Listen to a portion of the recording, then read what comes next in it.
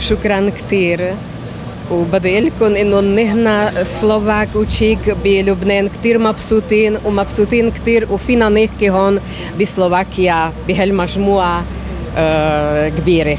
Vi slovakerna från Sverige hälsar alla slovaker hemma här i Slovakien hjärtligt och önskar allt det bästa. Na prvý pohľad by sa mohlo zdať, že počas plavby loďou na históriou dýchajúci hrad Devín sa nám podarilo stretnúť turistky zo Švédska a Libanonu. Opak je však pravdou. Iba pár slov v materinskom jazyku stačilo na to, aby sme zistili, odkiaľ pochádzajú a ktorú krajinu neustále nosia vo svojom srdci. Že nás veľmi teší, že môžeme aj touto cestou akože prezentovať českú a slovenskú komunitu v Libanone a že nás teší táto spoločnosť, ktorá je tu na dňoch Slovákov v zahraničí. Slováci zo Švédska žijúci vo Švédsku pozdravujú Slovákov žijúcich na Slovensku a prajú všetko len to najlepšie. Uplynulo už mnoho rokov, odkedy sa rozhodli opustiť svoju vlast a začať nový život v cudzine. Dôležité je však to, že naďalej si uchovávajú spoločný slovenský jazyk, tradičnú kultúru i spôsob života. Zdolávať podmienky v novom prostredí im výrazne pomáhajú vzájomné kontakty so starou vlastou.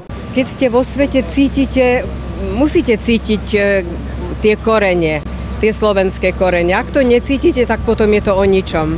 A my sa snažíme aj v tom Libanone reprezentovať. Viete, ani nie to formou takou, že hurá reprezentácia, ale viete, ako naše zvyky ukazovať v Libanone, tradície, aké my máme, či už veľkonočné, či vianočné, literatúru, robíme literárne pásma, verše poézie, trojjazyčne, kde recitujeme po arabsky, po slovensky a po česky. A takou, akože viete, takou prístupnou formou chceme naše Slovensko zviditeľniť aj na Blízkom východe. Bývam v Štokholme už 40 rokov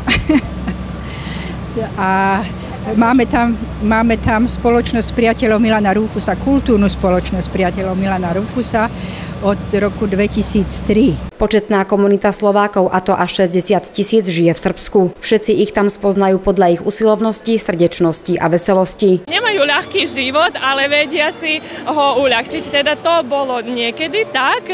Samozrejme vieme, že tie priestory, na ktoré prišli, museli samozrejme nejako skultivovať, aby ich neskôr mohli živiť. A myslím si, že práve taký spôsob života ponechal tie nejaké stopy aj na dnešného Slováka, ktorý skutočne sa vyznačuje tým, že sú to krásne upravené domy, krásne priedomia, vždy tie slovenské dediny, v ktorých žijú, sú rozpoznateľné v porovnaní s inými. Poznanie vlastných dejín je pre každé spoločenstvo dôležitým prvkom národnej výchovy a tieto tri dámy dokazujú, že aj dlhoročné odlúčenie od rodnej zeme nemusí znamenať aj odlúčenie od materinského jazyka, kultúry a tradícií.